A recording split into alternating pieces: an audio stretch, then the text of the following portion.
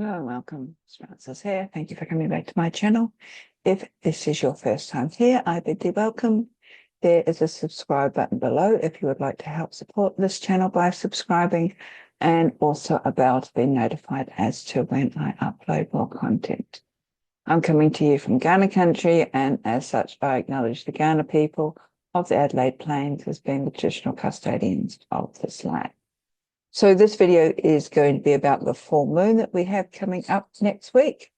I realized that I ran out of time due to other projects I'm working on to do an update in relation to the new moon. So here we are at the full moon that will be taking place here in Adelaide on the 16th of November at 7:58 a.m. So that's Australian Central Daylight Saving Time. In other parts of the world, it could be on the 15th of November. So that's the Thursday. So look out and adjust to your time zone. It would be at 24 degrees exact of Taurus, which means that the sun at the other end will be at 24 degrees of Scorpio. So at a full moon, this is where the sun and the moon are opposite, and the sun is shining all its light on the moon, lighting up something that's been hidden, bringing it into our conscious awareness. So if you have your natal or birth chart, look to see where 24 degrees of Taurus is located, what house it's in, also whether you have any planets or points near or conjunct to the moon, as this could indicate or give you a little bit of idea as to what is coming up. So full moon is also a time of completion, it's time of closure, culmination, something that's coming to the end of this lunar cycle. Think back to when we had the new moon in Taurus, so that was back in May this year. Seeds that you planted then, have they come to fruition now? Or what hasn't worked out? It is also going to be a supermoon, which means that the moon is closest to the Earth on its elliptic journey, meaning that it will have a greater pull on the tectonic plates, the tides, also our psyches, all these things that are sort of governed or ruled by the moon. And also in our night sky, the moon is going to appear bigger and brighter than normal. And interesting enough, it's the fourth supermoon that we've had in a row. So it's really indicating that there are things coming up from our subconscious that we really need to address once and for all. Now, full moons can bring up a lot of emotions, so we can be more emotional due to the moon having such a huge influence on us. And added to this, it's a supermoon, meaning that our emotions are probably even more heightened.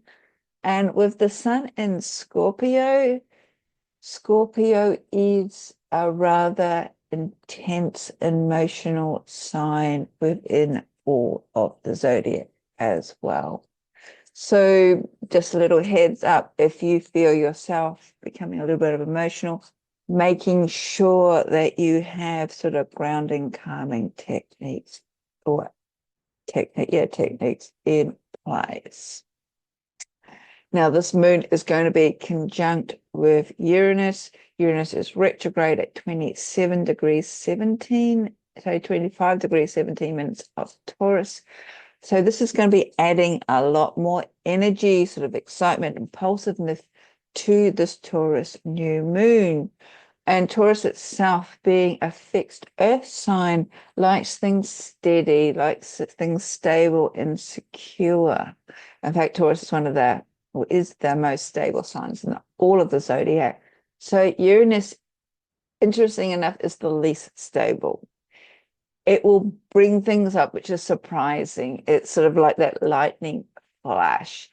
So something could be starting to open us up. It's almost like the universe is wanting or has decided that something needs to change. And Taurus also is connected with our values, sort of like 4 feet on the floor, sort of like it's that really sort of, in the tarot, I guess it's bit like that emperor. It's a very solid, stable, doesn't like change. So with being conjunct with Uranus, Uranus, these days, how you pronounce it. It's going to be a swift surprise. Something's going to shock. Something's going to change, a revelation, and it's going to come out of the blue. And with this full moon, it's going to be intensified as well. So the highlight is on what you need, what you want. Where do you have balance and value in balance?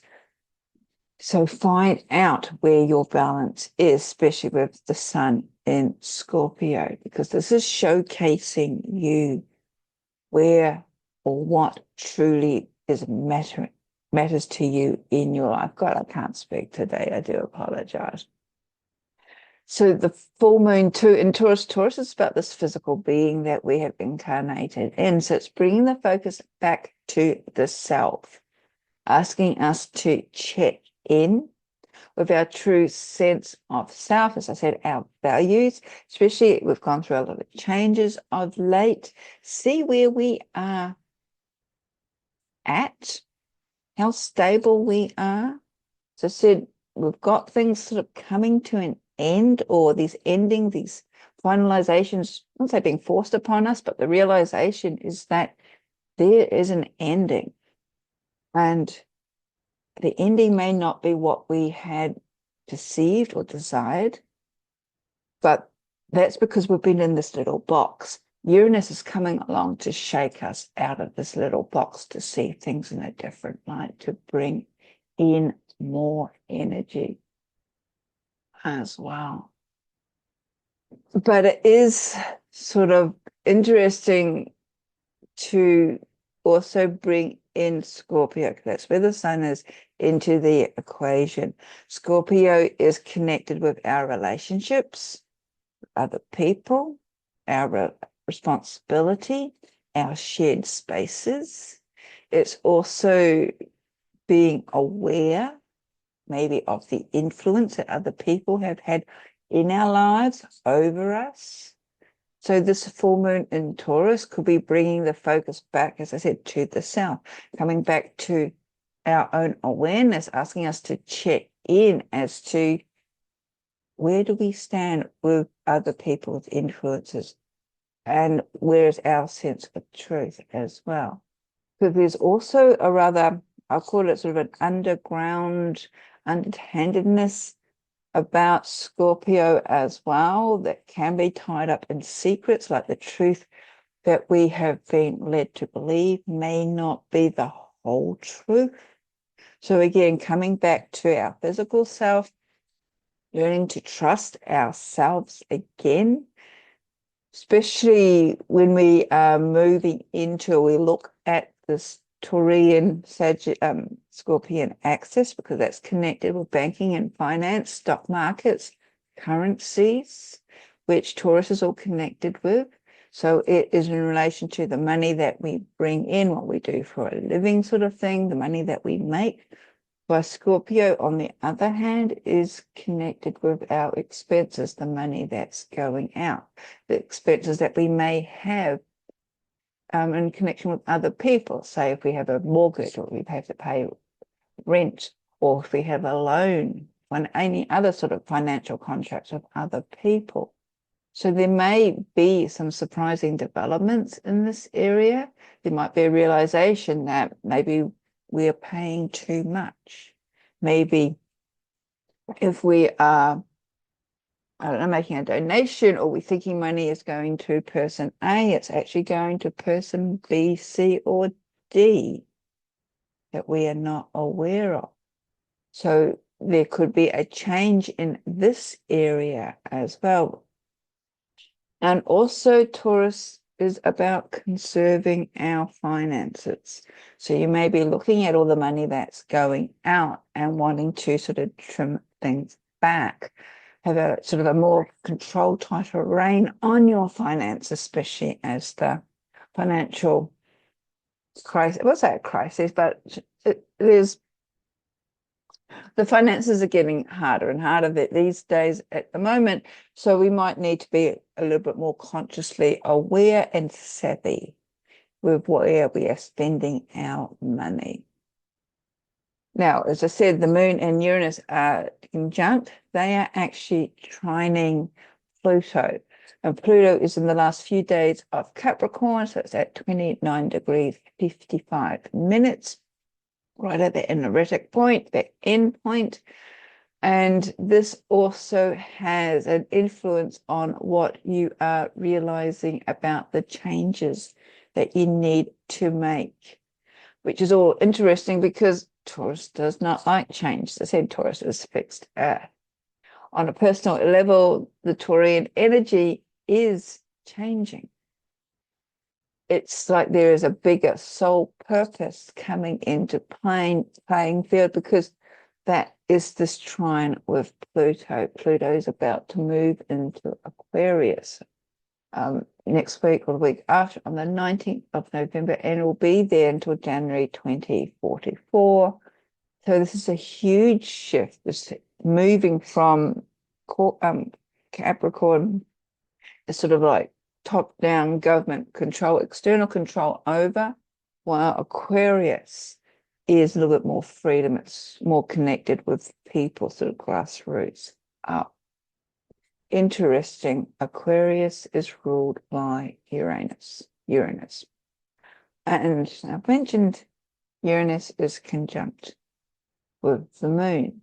So that's coming to light.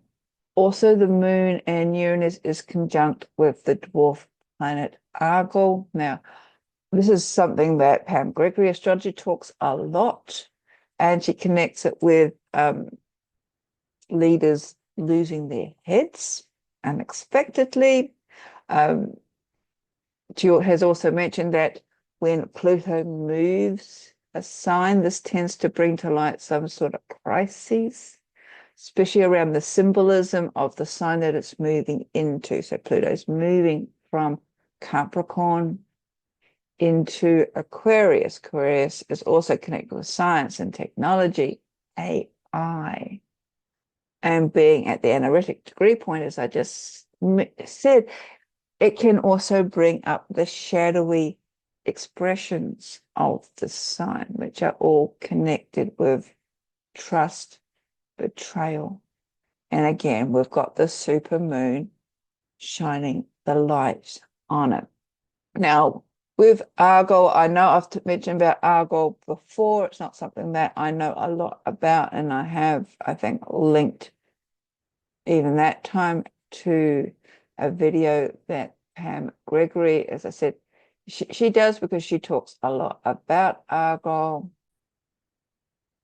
So just a little bit of a refresh in relation to Argol. It's often seen sort of as the blinking eye or a blinking planet because it rotates. It is perceived as the blinking eye of the demon. It's linked with evil and suffering and pain, death, intoxication, tragedy. It's located in the constellation of Perseus, and Perseus is in the zodiac of Taurus. So it is a little bit of a notorious star. So it's not a planet, it's actually a star. I did correct myself. And it's said to be the center of Medusa's head. And of course, Medusa is the Gorgon, the snake-headed goddess. In Greek mythology, she was turned into a snake-headed goddess by Athena, who was the goddess of wisdom. And I actually talk about Medusa in my Dark Goddess book here. I don't know if I've done a video, I can't recall, but if I have, I'll link it below anyway. So this is about leaders losing their heads, and so we've just had the American election, and that's what we have seen. So it'll be interesting to see what plans out over the next couple of weeks and months as well. Okay, so the moon and Uranus are also sextile to Neptune. Neptune is also at the end or towards the end of its astrological sign of Pisces at 27 degrees 16 minutes. But this energy is a little bit softer. It's sort of supporting the release, what we are needing to leave behind in this change. It's more about the acceptance to the changes, because maybe we feel a little bit more connected to the bigger picture. We can see beyond the here and now, and we understand why these changes are needing to happen in our life. And also we have a little bit more insight as to the end result. So we could even be outgrowing things as well and beginning to feel that we're really moving away from them. So when the moon and Uranus is trine or sextile to planets, it means that the sun at the other end is the opposite. So the sun is sextiling Pluto and trining Neptune. So there's also this ongoing sextile between Pluto and Neptune itself. And this sort of connection between all of the planets, this is all beneficial energy. It's harmony. It's sort of like bigger picture developments that are really beginning to affect us on a deeper, more personal level, because that's the moon. The moon's a personal planet, so it moves so quickly throughout the zodiac. That's our inner self. It is sensing what is shifting. Remember that the sun is in Scorpio, transforming these changes.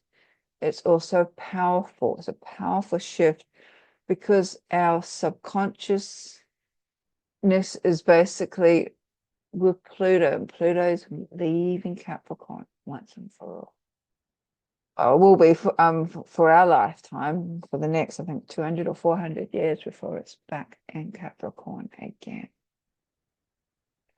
So on the same day as the full moon, Saturn is going to station direct. Saturn's at 12 degrees 41 minutes of Pisces, which means that it's beginning to slowly move, getting a grip of things, and the direction is heading off again. It's taking its time. And whenever these outer planets become stationary, are slowing down, I think I've used the analogy, I think it might be even Pam Gregory has used this analogy, it's like a big ocean liner slowing down, and it's the change as it changes direction. Here it's stationing direct, so it's really slowing down. So when these planets slow down, especially outer planets, its symbolisms are magnified, they're really intense. So Saturn's influence is strong. It's covering a lot of territory that we have been through before in March and April this year, because it's slowing down to go back. So it's moved through Pisces, it's gone retrograde back again, and now it's coming up for the third time. So it's going over specific points, sort of highlighting, really drilling in that energy. And Saturn in Pisces is reflective. It's listening. It is receptive, taking in the knowledge given.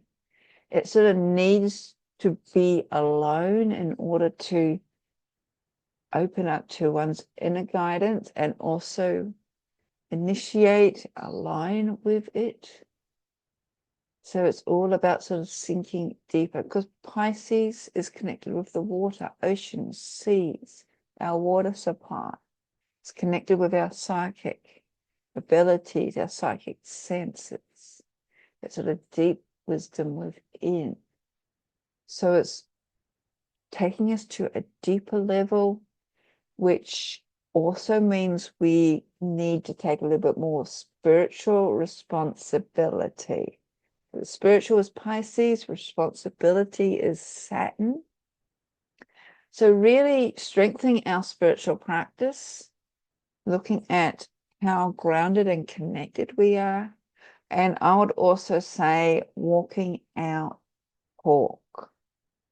And I'm going to be doing a video about this over the next week or so. It's probably really not good timing for me, but yeah, there's been some things that I haven't said, and it's got to a stage now where I cannot hold back much longer. I'm just going to have to say these things. And Saturn in Pisces is about removing things. It's about karma. It reveals what needs to be completed. And I think for me, these things I need to say add my 2 cents with, shall I say. So I've got to figure out a way to actually put my point across without being or triggering other people's wounds or whatever. So it's a bit of a work in progress. And I think, yes, this full moon, because it is 2 analytic points with Saturn and, so not Saturn, with Neptune and Pluto, I think I've got to be a little bit more responsibility and need some words needs to be said. Anyway, enough about that. Coming back to this full moon, Taurus. Taurus is ruled by Venus. Venus is at the other end of Capricorn to Pluto. It's right at the beginning at 4 degrees of Capricorn. And this is, according to Molly McCord, a point where Venus is very cautious. Venus is the observer. She's ascertaining whether or not something is worthwhile of her time, or is she wasting her energy? And it's also squaring the North Node, which is at 5 degrees of Aries.